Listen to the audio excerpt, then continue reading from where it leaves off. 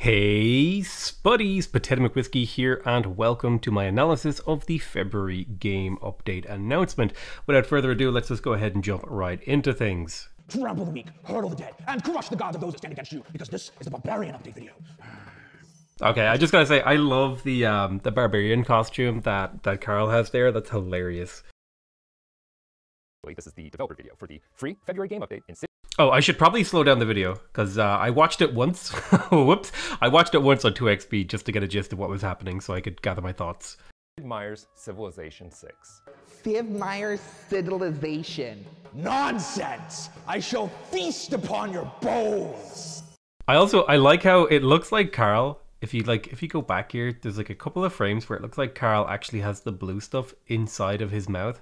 And it's like, that's commitment to playing a role, dude. Just getting that, like, what I would assume tastes really gross, like paint in your taste buds. I guess it's not quite the same level as that actress who got painted blue to play Mystique in X-Men. But I would give him enough credit to put him on the same, on like one of the levels below that. He does this every day.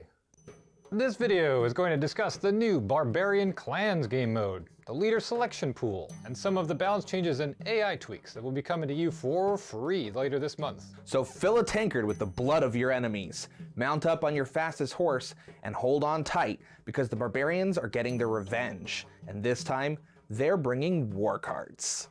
Three of the most exciting things about the new Barbarian Clans game mode are that it's awesome, obviously, it's free, and everybody gets it.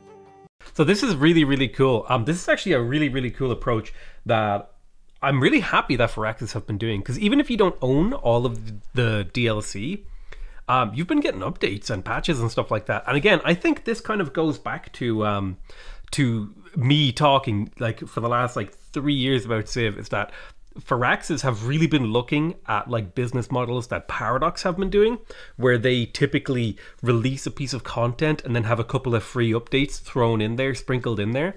And I think this kind of free update stuff is really, really good for building goodwill, and I give them a lot of credit for that. Sure, you don't get like the whole DLC pack for free, but you always get like something cool or little updates or little changes that make the game better. And so I think that's something that needs to be acknowledged and like they need to be given credit for. Even if you only have the base game and none of the expansions or DLCs, or if you have it all, you will have access to this new optional game mode that offers a complete reimagining of Civilization 6 Barbarians. The Barbarian Clans mode was directly inspired by some of the suggestions our scouts found among the thorny grasses of your social media posts. A lot of you have been wanting to see some changes to the standard kill or be killed interactions with Barbarians in Civ 6. So yeah, actually, this has been pretty big on like a lot of places. A lot of people have been posting about how it would be really, really cool if Barbarians could turn into city-states, which we'll see that in a moment.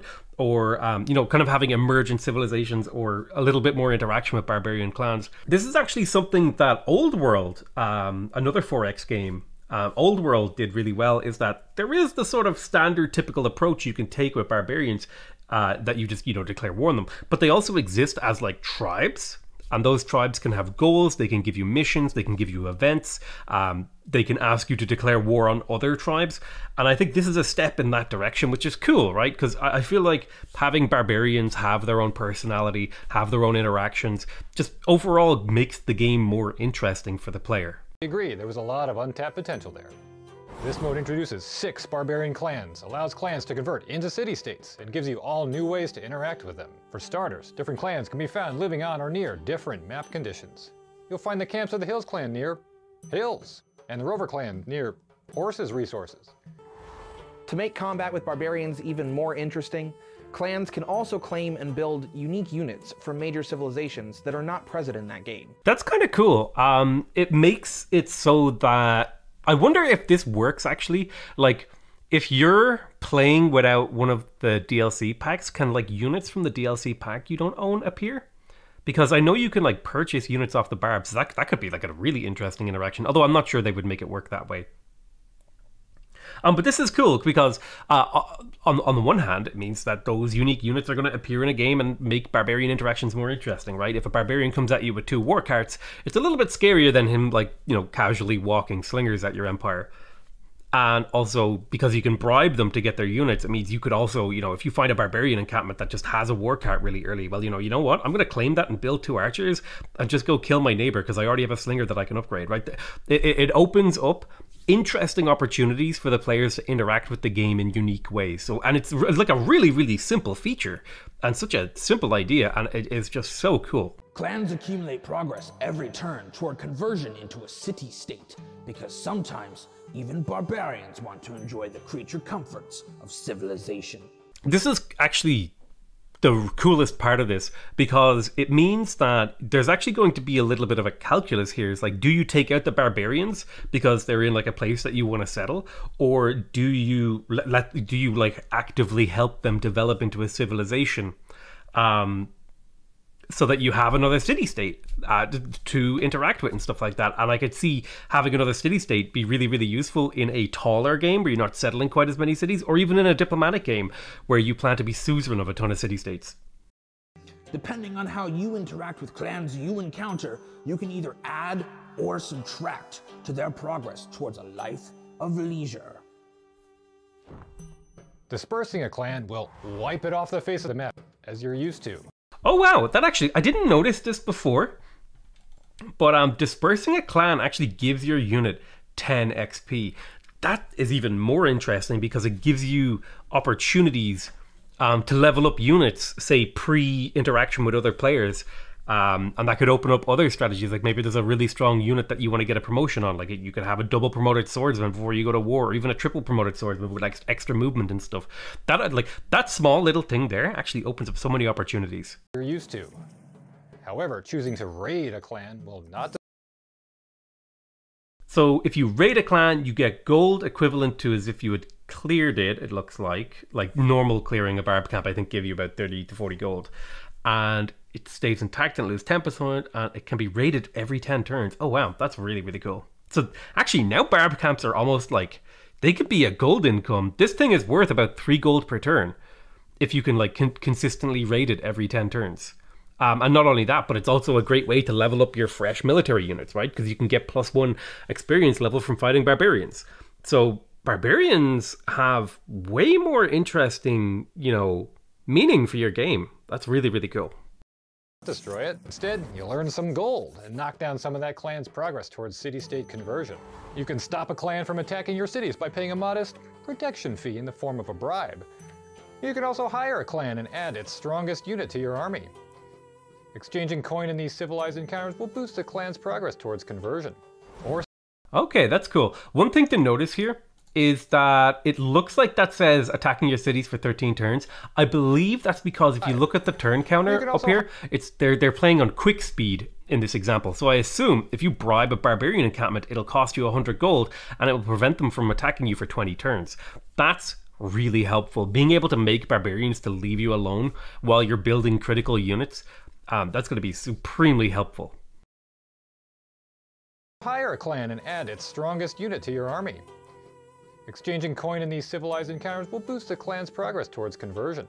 Or spend your gold to incite them and pay them to attack someone else, while you deny all culpability. Whether or not it really depends on any improvements to the barbarians, like AI and ability to actually harass people, and like how much damage they can do, will really dictate whether or not it's worth it to pay barbarians to attack another player. But I think that is a really cool idea as well. It would be really, really cool if paying them spawned a raiding party, an extra unit or two that actually went out and tried to pillage and destroy things. I'm not sure how it actually works, but that's what I'm hoping for. Unless you start getting too comfortable around your barbarous allies and they abduct one of your civilian units, you also have the option to pay a ransom in order to get that unit back if a combat rescue isn't. I like the ability to be able to purchase back your units, because sometimes it's just not worth it to try to raise an army to get back a builder or a settler or something. So being able to just grab that back and be like, hey, thank you so much. Yes, you captured my builder, but I want it back. Goodbye. And also maybe in some really uber high level play, maybe it's a way to teleport your builder to the city you want, depending on where it goes. If it always appears in your capital, you'd teleport units to a particular city. Probably unlikely to be useful, but it is a cool interaction that you can do now. Rescue isn't in the cards. Overall, the Barbarian Clans mode will offer even more strategic possibilities as you make your way through the game. You can still treat barbarians like the empty-headed gold piñatas you're used to, or you can try a more nuanced approach. Learn to live together, and maybe, eventually, become their suzerain. I'm curious if all of the barbarian encampments become militaristic city-states, or if it's maybe dependent upon the clan. That would be... I'm very curious about that, because if they always appear as militaristic city-states, maybe if you're going for a militaristic game, it would be like super valuable for you to try to like build up those barb camps and then get suzerainty of them so that you can mass produce military units and get all those military bonuses. So I'm not sure how that works, but it is very curious, and I think it's a really, really cool mechanic that I'm really glad to see coming to the game. The free February game update also introduces another new feature that we've seen 1 or 2 requests for. Ever since we launched the Natural Wonder Picker and then the City State Picker, there's been a lot of conversation about a similar picker, but for opposing civilizations. We have answered your calls and are proud to introduce the Leader Selection Pool. That's right, you will now be able to customize the pool of leaders that can be used in a game. If you find Trajan to be too big of a bully, you can eliminate him from your selection pool, and he will be guaranteed not to appear in your game. Dude, I cannot wait to just make like a blacklist that has Korea on it, because holy crap, does she just appear in every single one of my games. This is just a super cool feature that I'm probably going to be making use of. Maybe we do like a culture victory, but every other player is a culture, you know, a cultural civilization. I think there's a lot of potential to make the game easier or harder, or just more interesting as well. Like maybe you have a custom map and you want only certain civilizations to appear on it. Maybe you want a big war game, you get all the war saves in on one game. This is so cool. And maybe you just hate certain civilizations. You hate going up against Khmer, maybe you hate going up against Australia or whatever, and you just don't want them in your game, so you can just have a more chill experience. I love that it offers, like, these simple features right here actually offer so much potential in how players can like control their gameplay RNG and stuff like that, and just have a more interesting and fun game for themselves. It will make sharing start locations a little bit more annoying, but yeah, super cool. Similarly, if there's a leader you've never played against and want to see how you measure up, you can make sure they're one of the Wait, what did that say? available. What did that say? Hang on. Want to see you've never played against and want to see Leaders with no wins. Interesting. Okay, I thought that was going to be a meme. Never mind. measure up. You can make sure they're one of the only leaders available, guaranteeing them a spot on your map. The leader selection pool can even be used in multiplayer mode to restrict the leaders other players can choose. Also Now that is a really cool idea. I like the idea of having maybe like a bad civ only game where everyone's playing like a terrible civilization. That's super cool to me, and that's going to make things like really interesting, because you could also have like an S tier game where everyone is playing like the most overpowered civ, although that's pretty much every multiplayer game, like every public multiplayer game in existence right now. But I think a really cool one is like a B tier, C tier, or even like D tier civ game. Super excited for that feature, and I love that like some of these features are bleeding over into multiplayer in unique ways as well. In the free February game update are some additional tweaks to the AI. For inspiration here, we not only looked to your comments on social media, but also looked up into the sky. The bulk of our AI changes involve air units and air combat. AI opponents will now be much more likely to utilize anti-air defenses, as well as much more likely to launch airstrikes of their own. This should add another level of late game challenge to anyone who's looking for it, and prevent the AI from being completely bombarded. Yeah, I do feel like the AI is moderately weak to air strategies, so I'm happy to see them get some changes there. I don't know. The big problem I have with the AI in my games is by the time I like get my Air Force out, I'm already kind of ahead of the AI, and they're kind of just slow to get an Air Force out, or maybe they don't have the room to actually get an airfield. Or an aerodrome, rather. But yeah, look, AI improvements are always super welcome, especially in areas where the AI is particularly weak, like air combat. We've also made a few balance changes. While some of these affect only Rise and Fall or Gathering Storm expansion content, most of the changes are for all rule sets. For example, we've shifted around some policy slots available to certain governments to more accurately reflect the way those governments would run in reality, and to better align with playstyles you might anticipate when you select them. We've also rebalanced. Wait, what was that? Hold on. Let me re-listen to that, because I like zoned out because I was just thinking about aircraft. Some of these affect only Rise and Fall or Gathering Storm expansion content. Most of the changes are for all rule sets. For example, we've shifted around some policy slots available to certain governments to more accurately reflect the way those governments would run in reality. Okay, so they're switching around the policy slots and governments. This could be a bit of a double-edged sword, because I think that the current governments are actually fairly well balanced, and each one has its own situation in which it's valuable. The one I really hope to see a change to is monarchy. If you take just one of those military policy cards and like put it down into a wild card slot, monarchy becomes actually really damn powerful. And a really interesting choice. And maybe we'll see their walls bonus get like shifted around a little bit. I really want to see, I really want to see how they get changed. Also, why don't we have castles in Civ 6? I know we have vampire castles, but we have like Renaissance walls, medieval walls, and ancient walls, but we don't have castles. We don't have like bona fide I mean, I know we have forts, but I still feel like we should have castles, because castles are like, you know, they're pretty important. Well, I guess castles only really matter. I guess forts kind of fill that better, don't they? Because castles are only like super relevant for like European history. Yeah, never mind. Castles aren't that important. And to better align with playstyles you might anticipate when you select them. We've also rebalanced some natural wonders and made some text clarifications in natural wonder descriptions. As an example, we've added a campus adjacency bonus to the Great Barrier Reef. This is awesome. Even though you're only going to be able to use this like occasionally, being able to get a +6 campus is pretty damn cool. As a nod to the invaluable marine biology research performed there in real life. Another wonder whose changes some of you might be interested in? The Cliffs of Dover. The cliffs will now provide 3 Finally! Oh my god. And 2 food. One more word about the cliffs of Dover, and I will cut out your tongue with my dullest blade. So there it is. Well, my one... Oh, okay, Carl. Listen, don't kill me, Carl. All right, Carl Barbarian, I don't need this. I'm also stretching while I talk. Listen, in my opinion, because of the like cliffs of Dover are kind of yellow, if I remember correctly, I feel like they should maybe be plain styles. Listen, these should be 1 food, 1 production, 3 gold, 3 culture. Don't at me.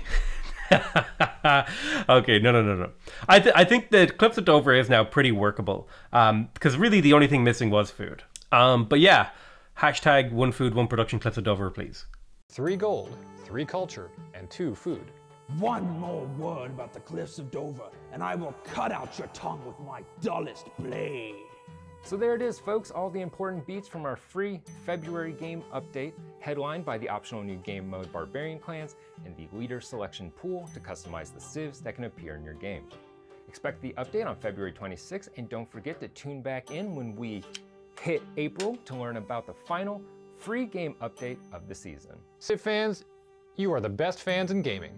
Thank you all for watching, and we hope you enjoy taking one more turn. Or depending on how many barbarian clans you intend to raid, One more burn. Okay, that is so cool. So there's a couple of things there that I'm like curious about. So Kevin is this guy. Where's Kevin? Kevin, where are you, buddy?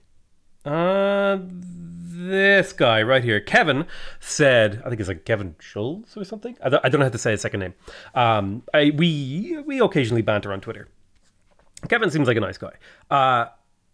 And I'm really glad to see him in these videos, because he's like pretty charismatic, and he like, you know, I'm curious here. If this, like, I like seeing Carl and I like seeing Kevin. I kind of miss Anton. I don't know why we don't see much Anton anymore. Maybe he's on a different project or something. But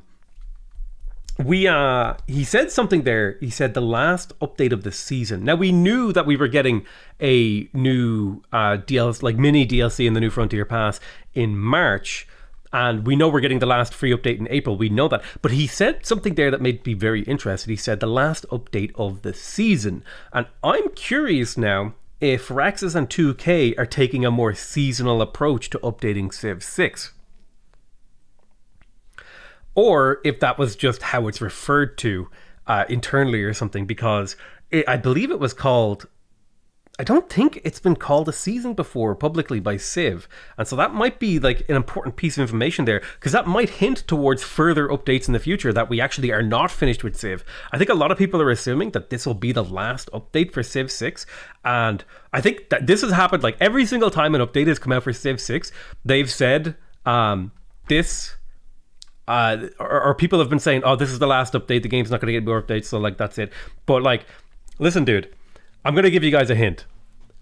If you say this is going to be the last update for the game, you can be wrong an infinite number of times, okay? So this is why, okay, I'm letting you in on a secret of why every time the developers have put out an update, I've kind of been like, I think they're going to update the game again.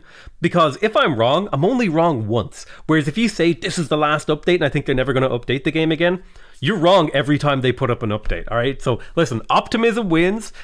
Hail Civilization, hashtag one more turn, all that sort of stuff. I know. Listen, I'm 100% confident we're going to see more updates after the New Frontier pass, all right? I love you all very much, and I'll see you guys next time. Bye-bye!